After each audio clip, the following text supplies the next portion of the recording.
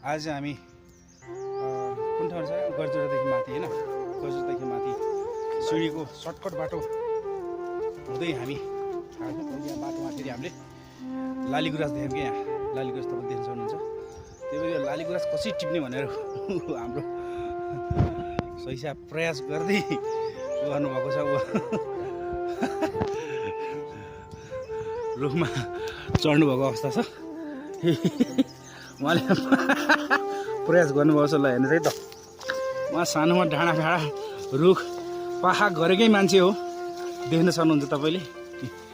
अब हामी लालीगुराँस बिस्तारै सर बिस्तारै लालीगुराँस टिप्दैछौँ। वाउ, लालीगुराँस टिप्नु हुन्छ हामीले।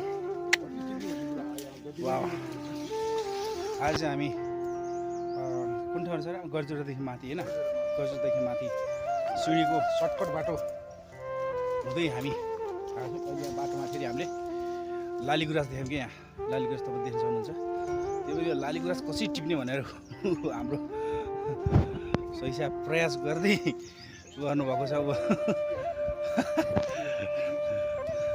रुखमा चढ्नुभएको अवस्था छ।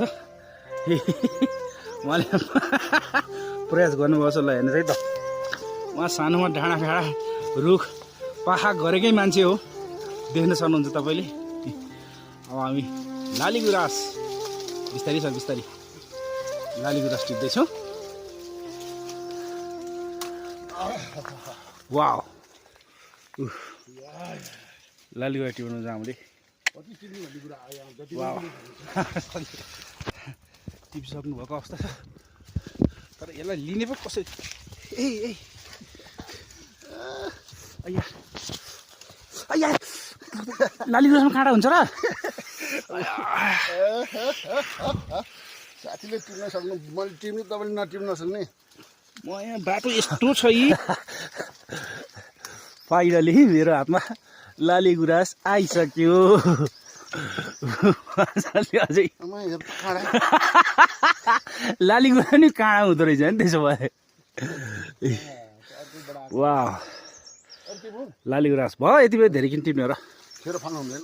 खेर फाल्नु हुने कि त्यसमा ठिक छ।